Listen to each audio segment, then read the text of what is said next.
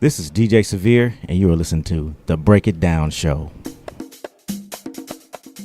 And now, The Break It Down Show with John and Pete. Man, we are here at beautiful Dodger Stadium, Elysian Park, and we are here with the most listened to DJ. Now, Pete did the math, and turns out so did you. Yes. The most listened to DJ, I believe, in the universe. And the way that we arrived at this math is that you work at Dodger Stadium. You provide the music for Dodger games. This is an underappreciated job, if you ask me. It's under the radar. It's under the radar. Yeah. I mean, you certainly know when it's not there. Yes. But the contribution to the feel and the atmosphere of an event like this, man, is in your hands, and it's been in your capable hands for 3 years. Six. This is my sixth season. Sixth season? Yes. Wow. Yes. You know what? So I read the LA Times article about you, and now that you mentioned that, I recall that article was from 2012. Yes, indeed. Six seasons. Now, let me just take a stab and say 6 seasons at it, that must mean it's pretty fun. Oh, it's a lot of fun. It's Yeah. work too, but it's a lot of fun. I enjoy it. Awesome. So yeah, we are here at Dodger Stadium, man. Thank you so much for hosting us, Severe. This place is beautiful. Yes, it is. I'm a Giants fan. They call it Blue Heaven on Earth. I'm a Giants fan, and I get it. This is Blue Heaven on Earth. Right now, I am exposing myself to ridicule from my fellow Giants fans. Guess what, y'all? I don't care. This place is beautiful, and I want to give you just a little backstory. Pete found you, and Pete can explain how he found you. But before he does, I'm going to say that Pete and I were at Taco Bell in Danville, California. The person who happens to live in Danville, California is Dwayne Kuiper. Okay. And he's a really nice guy, Giants announcer, terrific TV personality, former player, just really the heart of the Giants TV experience. And we love him. So we gave him some love in the Taco Bell. He reciprocated, man. He was really congenial as can be, but gave me the info. He said, man, I'd love to do your podcast. It was still the off season. So he said, we got to do it quick before things get started. I said, okay. So I reached out to the folks at the Giants, and they just did not respond in a timely enough fashion that they could put it together. Wow. So my heart was broken. And then Pete finds you. Pete, how did you find Severe? You know, we were kind of looking for someone that does stuff like this, and I'd heard about DJ Severe down in L.A. This guy entertains millions of people. And then I have a MLB.com subscription, and they have a promo piece that you were in, and I'm like, this is exactly what we want. So we've been dying to tell this story. And if you've been doing this for 6 years, by my count, you're about just the Dodger games, not even anybody else's parties or anything. That's 20 million people. Yes. And counting. Yeah, so that's a great way to do that math. And I'll tell you something that I did not disclose before we came here is that both my kids are baseball players. Okay. So as they were growing up, there were 2 things that I had to do because I was not a baseball player. Okay. I had to learn baseball so I could coach it. Right. And then when the coaching moved beyond me, which didn't take long, next thing I had to do was DJ their baseball tournaments. Okay. So I was field announcer and DJ. We're going to have a discussion today that is not just, hey, man, we'd really like to see your job from a layperson's perspective. I've been in that chair with far, far fewer seats. But I get the timing and I get the song choice. And Pete is an analyst of all things enjoyment in life. So we pay attention to stuff like this. So from a ballpark perspective, you're, like I said, probably in the most underappreciated job in the baseball experience, but the most noticed if you weren't there. Definitely. It flies well below the radar. One of the best things I like to do is when I walk out and I hear people talking about the music, but they don't know I do it. Right. Or the people who do know I do it and they walk up to me and they're like, hey, you're DJ Severe. So it's kind of like a cult thing where people know, they don't know. I pick up maybe 25 to 100 different followers every day. You know what I mean? That kind of hear what I do. And as I develop relations with the media and they start asking me, well, what song is this? And they tweet it out. So it kind of grows. I like the way it grows steadily, and that kind of says that people appreciate what I do. I always hear that, especially I heard it from people around the stadium that work here first. I like how much of a change it is and the different varieties you get and the energy here. And then I first got it from the players when I first started. They said, yeah, our stadium, we have the best music, and most of the players say that. Yeah. Even my first season here, we happened to play the Yankees, and the New York Times wrote an article that said I had the best music at any stadium with my first season here, that was just such an accolade for me to get. No kidding. Yeah, it was surreal. And you got it from the Yankees. From the Yankees, yeah. All right. First of all, you've been a Dodgers fan all your life. All my life. I Man. grew up in Pasadena, which is 15 minutes away from here. Same high school as Jackie Robinson. Oh, yeah. My birthday's on Jackie Robinson Day, so I'm here. My birthday, April 15th. You celebrate every your year. birthday during baseball season Every on year. Jackie Robinson On Jackie Day. Robinson Day. My dad used to bring me here. I've been a fan of the Dodgers since day one. Been here for the best giveaways, Fan Appreciation Day. And before I actually started DJing here, I was actually DJing in the clubs around here, so I kind of knew what the sound of the stadium was. Never knew it would lead to this. Right. Kind of thought it would, or maybe hoped it would. Sure. And just everything kind of lined up perfectly. Stars aligned, and I got the gig. The right guy for the right job. Yes, And yes. the timing was good. Timing was perfect. Wow. You know. That's amazing. I'm glad to hear that because, the lively part of the baseball experience is really centered around, for those of us who really pay attention to it, it's centered around the tension you can create, the way that you get people moving. And we talked off the mic as we were getting set up about how you guys last week played a 14-inning game. 16 inning. 16-inning game. Yes. In a 5-game homestand? 10-game homestand. Oh! So pretty much the first game of homestand, second game of homestand out the gate, we're here pretty much for 2 games. So I need to have 2 games worth of material. And any given day, I need to have 80 to 100 songs. So I needed it, and I'm right at the beginning of a homestand. I'm trying to sound fresh and new and get enough to get me through a 10-gamer. 10 games is a long stretch. Well, let me help our listeners understand that. So listeners, many of whom are not a DJ, and I was a DJ for 9 years as well. So one of the things about being a DJ is that you not only have to play a great song all the time, but sometimes you have to wait with that perfect song. Definitely. Because it's not time yet. Right. And you have to build up to it. When you're talking about a 10-game homestand and there's a 16-inning game in there, you have season tickets that you're beholden to their good Exactly. time over. So you're talking about 90 to 100 games for songs for a 9-inning game. Think about that, listeners. 90 songs. I challenge a listener to just, and I know you can, but just think about naming 90 songs. And then think about naming 90 songs that will get a crowd moving. And think about spacing those 90 songs out throughout a baseball game, but knowing that season ticket holder on a Monday is coming back on Tuesday. Right. And not only that, with their child. That's right. Every age group from children to 80 years old, the demographic, and not to mention there's different nights Yep. that you have to please. Yes. You know what I mean? You have to cater to. Tonight Off the is Frank script. Sinatra Tonight night. is Frank Sinatra night. So there's a lot to that. Right. And a 10-game homestand means that you have to have an arsenal that is just voluminous. So, man, that makes it so that everybody understands why somebody has to be experienced like you are to take this job. Most definitely. You can't just show up and yeah, man. So I listen to the radio all the time, and I got the 5 latest Drake songs, and so I can handle it because there's a lot more to it than that. That's what most people do. They say, well, I got a couple songs, and I tell them thanks, but I need 80, 90. You know what I mean? I need them to be clean enough for baseball. Right. Because baseball's still baseball. It is still It's baseball, not football, it's still not Americana. basketball. It's still Americana. That's right. There's still media right here listening to everything I say, trying to find something to write bad about. So you have to have the newest. I need to know everything from country, pop, rock, soul, everything. You have to screen every second of Every second of it. And not only that, but be ready for the players' choices. So I need to be up on their choices. I have to please them because ultimately they're the main show. It depends on the energy of the game. So I have to be on even if we're getting blasted, I have to be on. So it has nothing to, it has a lot to do with just me being prepared and listening and all. I'm constantly trying to find new music. When I'm watching movies with my family, I'm Shazamming. Always working. Always working, trying to find a new song. When I watch TV, I'm checking the commercials Right. for new songs that I'm looking for that perfect thing, and I need 30 seconds of it. I need it to get right where I needed to get you quickly. Yeah.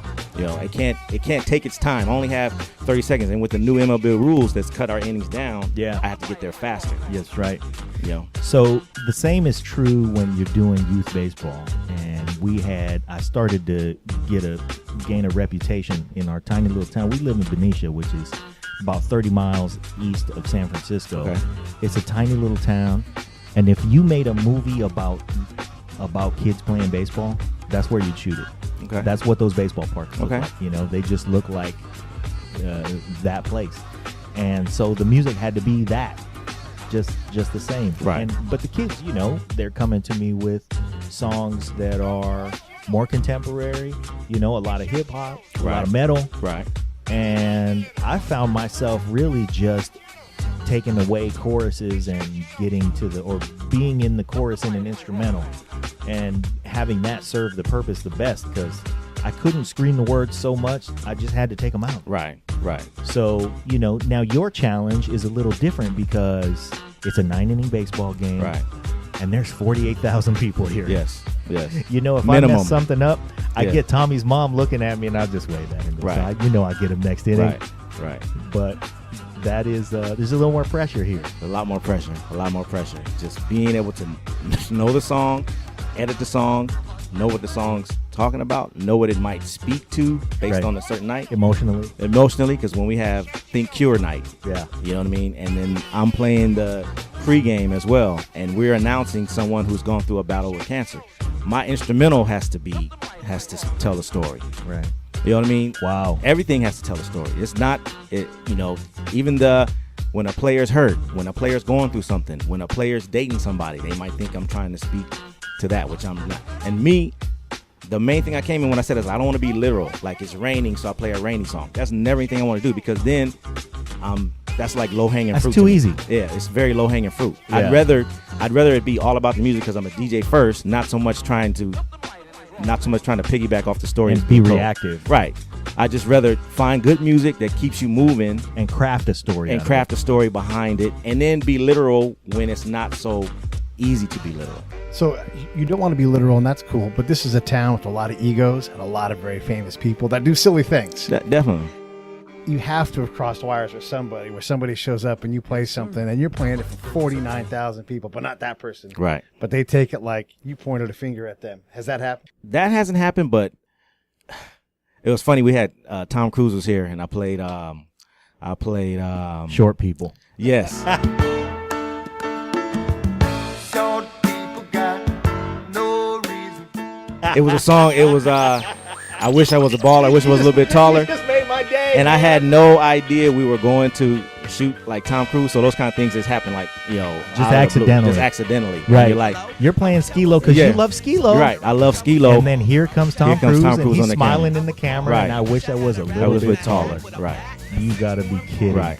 Man. Right. And you just laugh it off, and you'll kind of say, okay, well, I mean, my first year, you're a little bit nervous, but now I'm in my 6th year. I'm kind of like, you know what I mean? You should know I'm not really speaking to anything unless I need to speak to anything. You know what I mean? I kind of let the players' choices do that. They Yeah. kind of, are more literal, so I let them do that. I thought maybe you were gonna say that you had Charlie Sheen here and you played the refrain from White Lines. Bass.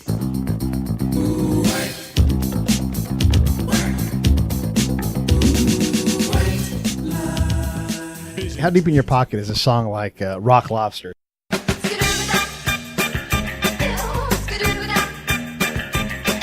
Something really kind of quirky and weird, but works. Definitely works, especially on a Friday night. We get into that point where it's not so much sponsored, and I can just kind of play something, and it's usually when we're on defense, so it's not so much I need a pump, or we get to a point where it's really fun and we're having fun, and we have a theme, say we're going back to 80s, 90s, and I can, pull that out of my arsenal and go there. I like to do those. I like to save those just for those one times. Every game I approach where I want to play something from every genre every night. So I try to, keep certain things so it sounds fresh. And so really I try to say, like, I wake up the ears, because music today is so the same stuff we hear. So I like to wake your ears up with something you haven't heard, with a lot of instrumentation, and give you something you haven't heard. And usually I know, because I like to look out. It's just like I'm from DJing a wedding. I like to look out and make sure every section's bobbing their head at least some point in time in the night. You know? Right. You got to, grandma gets a move too. Yes. And you know, if she comes up to you at the end of the night, Yes. and everybody else does, Yes. man, you did it. Yeah, I like when people come up for tours after and they say, okay, well, and they introduce me as a DJ. Oh, I love your music. And I get that from everybody. Yeah. White, black, Latino, everybody across the board. It's Los Angeles, Yes. man. The Yes. thing about LA is that there is no more musically diverse place. You could just stand in the middle of Los Angeles, and my favorite band, I speak in superlatives a lot, man. The longer you know me, you'd be like, one of these days you're going to say, man, I've heard you say that about 35 times, man. Your favorite band? My favorite band is Ozo Motley. Okay. And it's because they play anything you right. might hear in Los Angeles. Right. It might be Spanish, it might Right. be English, it might be salsa, it might be cumbia, it might be Right. funky, it could be They were anything. here. They were here 2 years ago, I believe. Okay. They performed. Yeah. We see so many people. That's another thing I like. I get to meet some of the people I'm fans of, Yeah. whether they be actors, and that's one of the things I love about it. Especially if I know the person, not so much of a mega star, but if I know the person that I really know through like maybe a liner note, someone who's produced a song, an actor who I know who might not be, Tom Cruise. Yeah, you know what I mean, but just somebody who I somebody know you really admire. Right, like Jim Gaffigan was here like last week. I'm a I huge Jim love Gaffigan Jim fan. Gaffigan. It's just stuff like that. You know Who what I mean? else, man? Go ahead, name drop some of the places, because man, George Lopez, as he guest hosted last year. We had Mary Hart. So many people. Will Ferrell. Awesome. Some people I'm fans of. Minnie Driver. I got to meet Minnie Driver up close and personal because she sung the national anthem.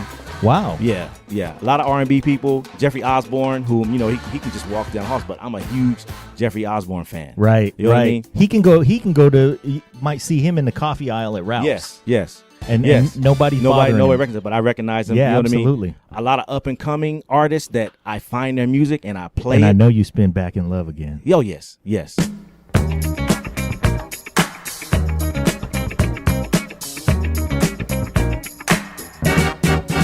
Because that's a good baseball song. Yes. I try to hit him. Every time he comes, I try to hit him with an LTD oldie or one of his oldies that people don't even know. And then he'll look up and he'll go, he'll salute me and go, yeah. He's here often? Often. He's here a lot. Wow. He's here a lot.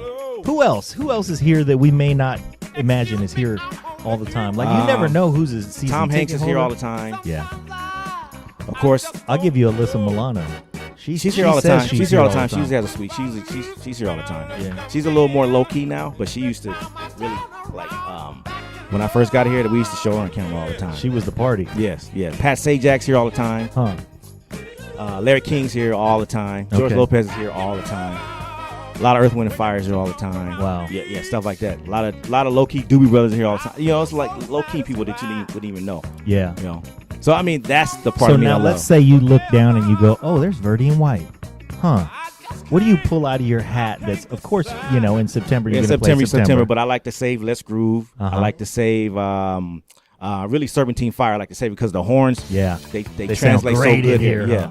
Oh, man. Yeah. And that's another thing that wakes up your ears because a lot of music doesn't have horns now. So you hear it Right. come to state. And that's one thing I like. People say, well, you bring out everything here, which is what I try to do. Sure. Getaway. Yes. Getaway. Yes, definitely. Anything with horns, some nice percussion, and a nice bottom I like to bring in. Okay. Yeah. Man, I love horn stuff anyway because my dad was a sax player. So I grew up with Earth, Wind, Tower of Power, Chicago, all that stuff. And man, it does. When you have the right venue, nothing moves like a big, thick horn mix with something funky underneath. Right. What gem have you dusted off recently that maybe woke up your... How old are you, first of all? 47. Okay, great. 47. All right, Pete and I are both 45. Yeah. How old are you, 45? I'm 45, I think. Yeah. So we're right there, man. Right in that era where we could just pull from references from the same. And you grew up in Pasadena. Yeah, grew up in Pasadena. I'm going to say my favorite gem that I broke out here is probably Bee Gees' Love, Inside Out, when I broke that out. Wow. Because Kanye West was here. Okay. And I kind of, he sampled that. So I kind of like, and wanted to throw that out there. And he kind of like looked up. So he was sitting right down there. So, and he wasn't really feeling the cameras until I, played it and it kind of like woke him up. So I look for little, different things like that. Yeah, man. You know, when Ice Cube was here, I played some like some real good Ice Cube. You know what I mean? The stuff that really translates. Man, when you have 46,000 people, it's not like 46,000 Stones fans, Right. Or 46,000 anything fans. It's 46,000 of everybody Everybody, yes. in Los Angeles. Yes.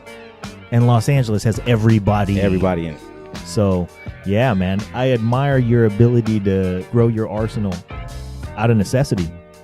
You definitely have to have a knowledge of music. You definitely have to know what's going to work and not just throw something out there just to throw something out there. You know what I mean? You kind of have to make it work. You know, you really got to say, and sometimes 90% of the time I hit great. And it's like, even when I miss, I don't miss far off. By much. And I've just gotten really lucky, blessed to be in a situation that I can always say I'm good at what I do. And I really work hard at it, and I don't just mail it in. I never mail it in. You can't. You know what I mean? You I kinda cannot mail this in, man. You know, so I mean, you know, and it's just something that I just love to do. I think I make it look a lot easier than it is, you know, because it's definitely a lot of work. There's a lot going on. I mean, you guys do have a lot of scripted things. Yes, You're everything's doing a scripted right live here. performance. We also have a helicopter flying overhead. Yes, yeah. You've got a live performance where you've got all kinds of beats to hit. You've got promotional things to do, and then you've got to be able to freestyle and bring Yes, things in. So yes. that there is a lot going on. I have to go with the flow of the game. I have to go wherever the game, and that's why I tell people I like to let the game come to me, not force so much. Just kind of like let it come to me, and then usually when I do it that way and don't force it, it rolls out just perfect.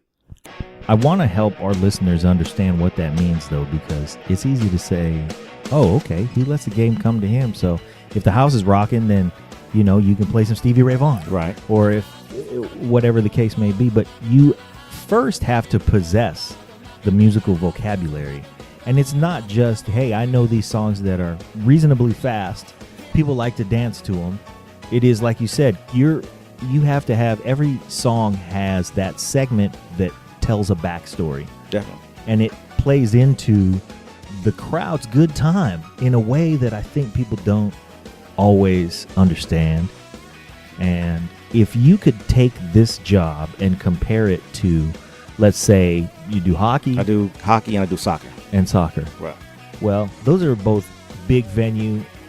Size-wise, hockey's, you know, smaller venue, of course, Definitely. but hockey's a big sport. Right. So, you know, it's the same kind of thing, I imagine. Definitely the same kind of thing. Players of the day, they are young as well, so they only want certain things. Yeah. You know, they only want the newer stuff. Okay. You know. So I mean, it's the same thing translates. A lot of people think hockey is more classic rock, which it is for the crowd, but you have to give the kids the more What they want to. more what the more EDM stuff. That's what they want to hear. Yeah. You know? Okay. What's too far? Like when you're like, man, I wish I could just play some fill in the blank group, but I just can't use that here. You know, you haven't figured out how to bridge that gap to, I don't know, like NWA is really tough to play in a public setting like this. you Yeah, know? it depends. If I have a clean version, which I try to make a clean version myself, You can or play if I have the Express instrumental, yourself. I can play Express or I can get the instrumental. I Yeah. can peep the instrumental out. Yeah. And the people will get it. Yeah, they'll get it. So the people who will be offended by it, it'll pass them right by. Definitely. The people who get it. We've set the standard now where I don't think nobody takes offense anymore. So it's kind of like anything goes. Plus, I weed it out with enough. If I go with a hardcore hip hop song, I'll come right back with a country song to kind of like mellow it out. To let everybody know. Right. Thinking of you too. Right. Yeah. So I never tip the scales too far one way. I always keep the balance going. Yeah. Yeah. Well, we were along those lines, we were in a restaurant having lunch today, and I don't remember what was on, but it was, I'm an old man. I'm in my 40s. I listen to stuff, and, you know, I grew up on hip-hop and everything just like everybody else. So I'm not really offended, but when I'm sitting in a restaurant and I hear some hip-hop that's a little over the line, I'm Right. going, man, really? In here? And I'm looking around like there's kids, you know, and that kind of thing is, your baseball audience includes everybody. Definitely. So you have to not only have an incredible vocabulary, but you have to be sensitive to all of those things. Let's talk some more about gems that you've pulled out recently and songs that are speaking to you, because I know it's cyclical. I mean, you brought up Jeffrey Osborne, and I thought about Back in Love Again, but in the time that I was a DJ, that was about 9 years I spent spinning, and there was it did go in cycles. I mean, I would go through several months where I would just hold it back, and then bam, dunk, and that spoke to me, and I used it a lot, and then I'd pull it back and put it away for a while. Probably Hollywood Swinging.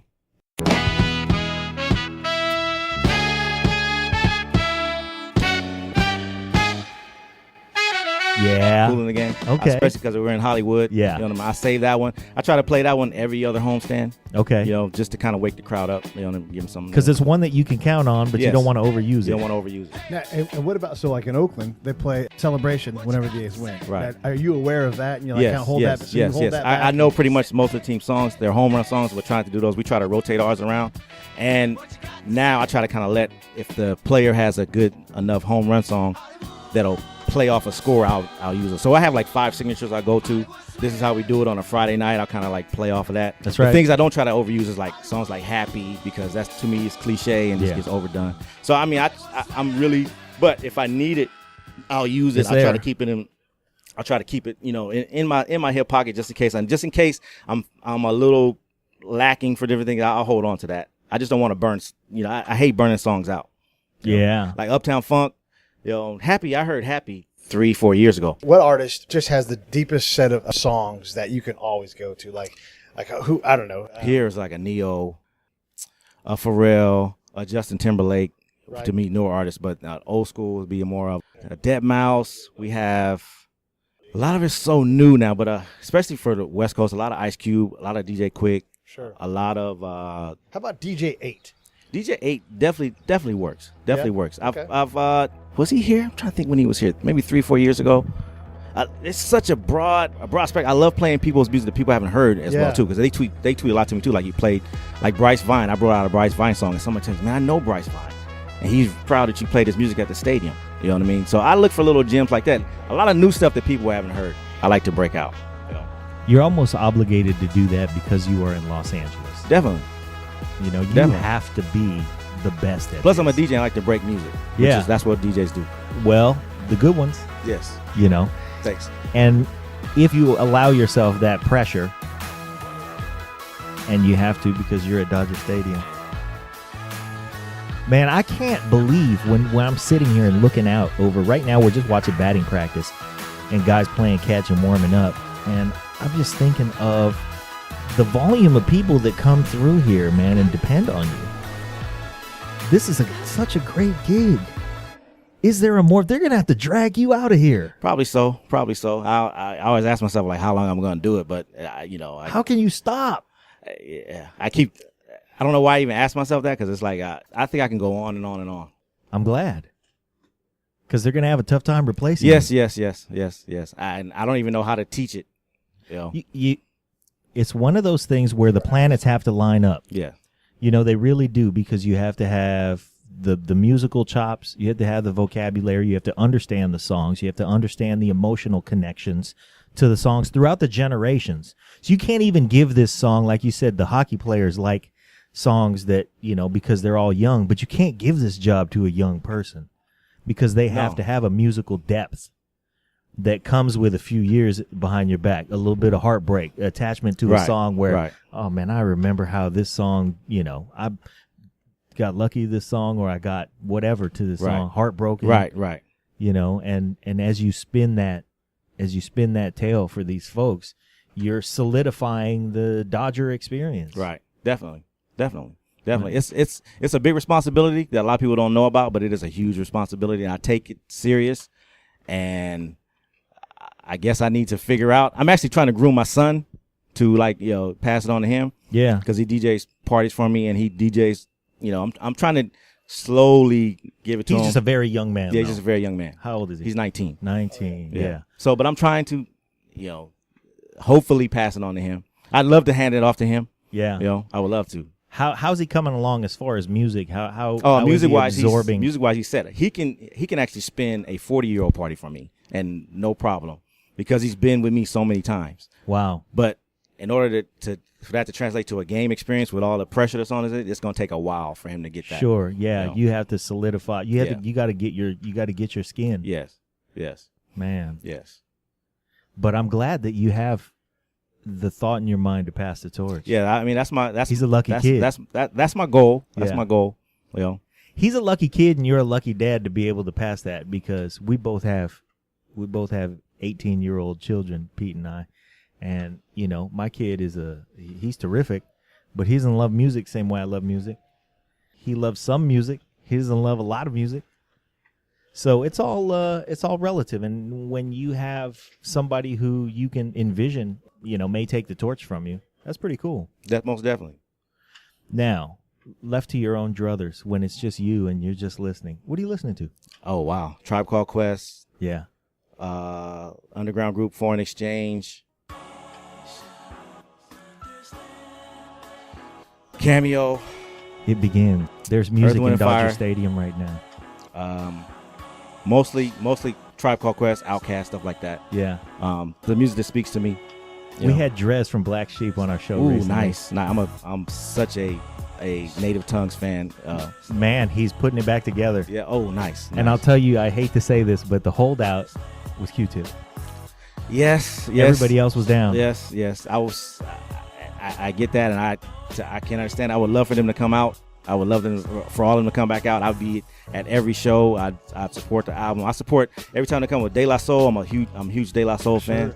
I'm a huge. Notorious Big is my favorite rapper of all time. So Yeah. I mean, you know, I'm West Coast, but I'm an East Coast head. Sure. You know.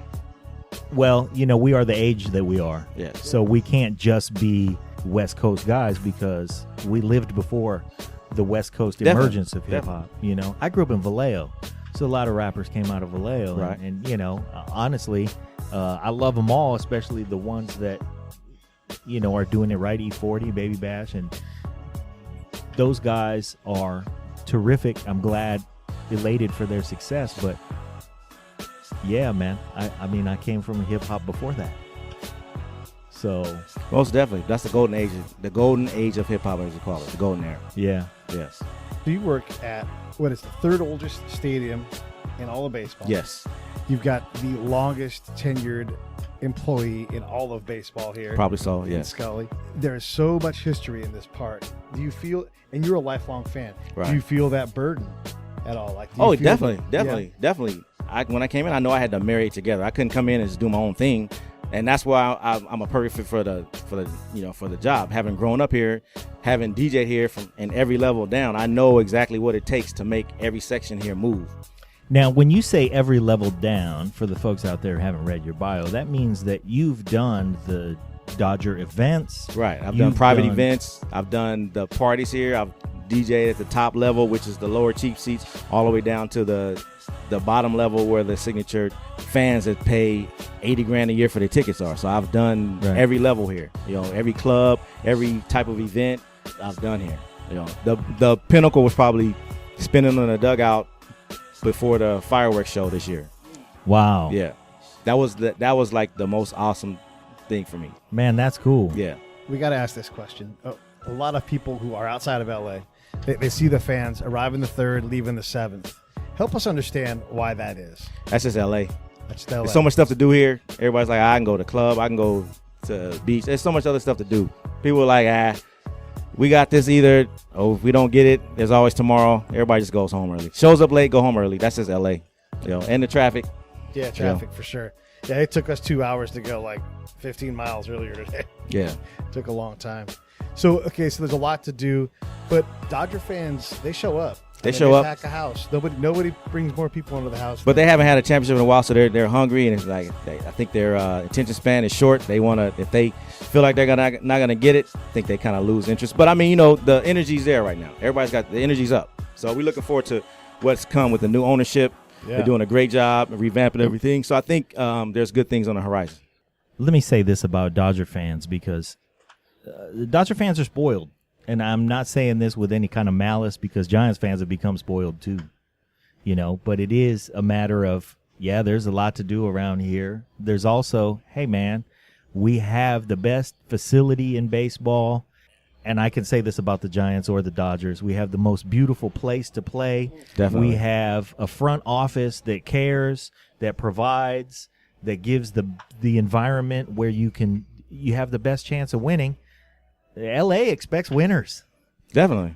there's an expectation here that goes, it permeates throughout this whole place. Definitely. You go get a glass of lemonade in Dodger Stadium, ladies and gentlemen, and the person pulling your glass of lemonade is wearing a white jacket that says Dodger Pride. Right. And there Right. is nothing less. That's the kind of pressure that is on every single person in this stadium, especially the one that you can hear the most. Yes. Yes. I hate to say that, if a guy strikes out at the plate, well, he's going to go back in the dugout and he's going to get his glove and he's going to go get him out in the outfield. You don't have the luxury of being able to strike out because No. you can't dust off. You're in the spotlight the whole time. The whole time. The whole Man. time. And if they're not even on point, I have to be on. Yeah, for them. That's right. You have to. There's some guys down there who are saying, man, he better play my walk-up song right so I can feel Right. it, so I can get in there, do my thing. Most definitely. Wow. So how much input do you get from these players for their walk-up songs? Do they give I you get a emails handful? every day. I'm always checking my phone. PR says they want to change. I usually know when they're going to change. If I watch them on the road and they're having they're going to a slump, I know they're going to change the song once they get back. Right. I kind of have a idea when they're going to change. I know when they're good. Pitchers don't change a lot, but batters change a lot. But I pretty much know when they're going to change. And I'll go down, talk to them, make sure everything's hitting right. If they say everything is cool, they'll let me know. I'm about to change up pretty soon, so I'll let you know. Yeah, starting to feel it. Yeah. I'm starting to get that thing in my shoulder where I got to start loosening up different or whatever, and I got to do it a different way. How many of these players have given you something where you go, oh, okay, all right. James Loney used to do that all the time. Jimmy Rollins does that now. Those are pretty much the names. James Loney, before he left, used to give me the best choices. He always had an old school song. Like he was the first person to use Africa Bambaataa. Wow. Yeah, he always had Africa Bambaataa. He had Matt Kemp. Matt Kemp was in there too. Matt Kemp was very good with his choices. What about the pitchers? They're a lot different than the hitters. I mean, They get two songs. They have a going out to pitch song Right. and then a batting song. When they're pitching, though, do you ever get a stink eye from Clayton Kershaw or No. Greinke? So No, they're not even worried about you at all. I have a rhythm with them. I develop a rhythm with them, especially with the sound effects and the thumps. If they're on the bump, I kind of know each batter's rhythm and each pitcher's rhythm. Where I try What kind of space they need. the kind of space they need. And that's the one aspect where I just say let the game come to me. I try to stay out of their way totally. No other pressure like when Clayton threw his no-hitter last year, and I knew he was zoned in his timing. I kind of laid back on a lot of stuff and just let him. It wasn't going to be you. It wasn't going to be me that messed up the no-hitter. And I'm constantly thinking about stuff like that. Sure, you have to. Yeah. Man, these guys are depending on you. Right. You know who else thinks about that? Vin Scully thinks about that, right? When these guys have these great games, he lets the crowd do the talking for him, and then he'll put that stamp. He'll say, tonight, September 13th. Right. And he gives that player that stamp, so they'll always have that moment. But that's it. Then he's out of the way again. Right. You got, you can learn a lot from that and how you operate. It's fantastic to see the stadium in concert. I mean, I'm sure you don't sit next to Vin and pregame things, but you know Vin because he's been around your whole life. Right. That's one of the pleasures of coming here every day, seeing him, grab some coffee, and just say hello to him and keep it moving. You know what I mean? Man, he's the best in the business, Best too. in the business. There's nobody better. And what an atmosphere. I hate to say it, man. You guys are converting me. Come on over. There's plenty of room. The thing is, even as a Giants fan, we have an obligation to damn Dodgers. We have an obligation.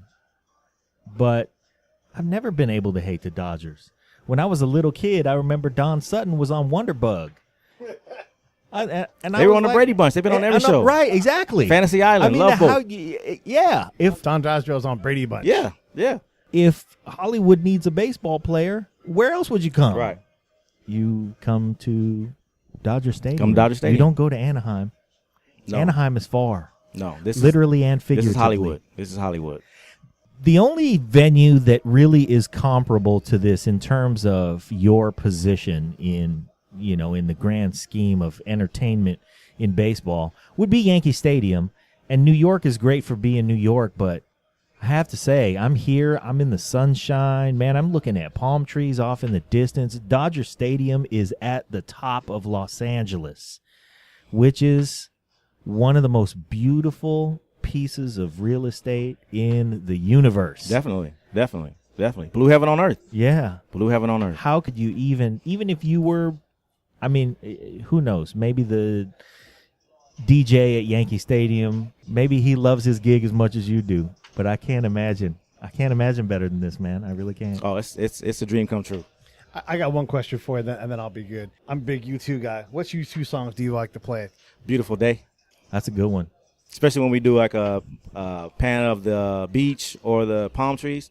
Always that one. What should we be listening to right now if we love music? Ooh. If you love music right now, I believe you should be listening to a new group that no one's heard of. Well, I've heard of. They're very underground. It's called Foreign Exchange. One of my favorite groups of the time. You mentioned them earlier. Yeah, They're that's one of my something favorite special, groups. huh? Yeah, they have 6 albums out.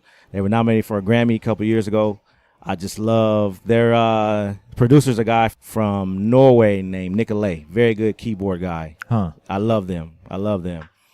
As far as more mainstream, I love what Drake does. Yeah. I love everything he does. R&B, I love what Neo does. I love Neo. I love everything Neo does. I love everything Usher does, pretty much. Those are probably my choices. You know, if you're reaching into the Neo bag or the Usher bag, you're going to pull out something good every time. Yeah. Man, if you were spinning a wedding right now in this weather, in this lovely environment, and what you saw on the dance floor was the bride and groom not doing any of the contrived stuff, but they just saw each other from across the room, and they decided spontaneously they just wanted to dance right now, and they started walking towards each other. What do you drop? Wow. For me, it's always Ribbon in the Sky, Stevie Wonder. Oh, always. man. Yeah, that's terrific. That's a good one, man. I appreciate that. And I'm going to be listening to Ribbon in the Sky a little bit later. Wow. What would you like to say to our listeners that maybe we haven't covered? What I would say everyone loves music. I wish that radio and commercial music would take the time to really put a lot more thought into the programming and let everyone have their voice. But when I grew up, you had a positive song, a party song, and a lot of positive songs to reinforce the backstory and the family values, and we don't have that anymore. Yeah. And I would say let and everybody's it's not like music there speak weren't political songs Right. and thought-provoking songs Right. and songs that spoke of heartbreak Right. and strife. Right. But it was different back then. Yeah, it was different. I There's mean, a you lot know, more thinking. I think that's a lot of what's going on with music. You know, I try to teach my kids. I don't care what you listen to. You can listen to whatever the hardest stuff. I said, but mix it in with some stuff that really speaks to you, and understand this is not, you know, it's hard to live your life the way some of this music is portrayed. You can't really succeed in anything living it that way. You know. Well, I went through phases with a lot of groups, man, that would speak to what you just said. You know, there was a time in my life where I just listened to the Police for about 10 months straight. Right. Or I would just listen to Prince for about 2 Right. years. And whatever it was, those artists, those Marvin Gaye, you know, those phases that you go through, though, they're artists who have a variety of emotions Right. baked into their songs, and Right. they take you to a number of places. You can't. I love the Ghetto Boys. Right. You can't listen to the Ghetto Boys Right. for 10 months in Right. a row. Right. That'll change a person. Right. Everything is supposed to take you through a stage in life and get you to a certain point in life, but you also have to have offsets of positive and other stuff, just so you get a nice balance to get Yeah. you through everything. You know, Right. Wow. So I guess that's the theme of. that's the thing. Yeah. Get some balance in your music. you Yeah, know? man. So on Frank Sinatra night, a Friday night, the song that Pete would play if I was DJ, when I'm DJing, I don't ever DJ. I'd have Johnny Kemp going, Just Cafe. Yes. 'Cause you know it is Friday Yes. night. Yes. I love that song. What does that have to do with Frank Sinatra night? Because it's Frank Sinatra night, but there's always room to get paid. You know? Yeah, there is. There is, especially in LA. Especially in LA. It's Friday. Everybody's partying, you know? Especially in LA. Johnny Kemp, may he rest in peace. Yeah. R.I.P. So, hey, man, thank you. Oh, my pleasure. Ladies and gentlemen, DJ Severe, we love him. My pleasure. My And what a pleasure. perfect night. My Hey, pleasure. where do our listeners get to you? At DJ Severe? At DJSevere.com. The real DJ Severe on Twitter and Instagram. Terrific. Man. I'm going to say these words one time and one time only. As a lifelong Giants fan. Thank you, DJ Severe. Thank you, Dodgers office. Go Dodgers. Go Dodgers. Thank you.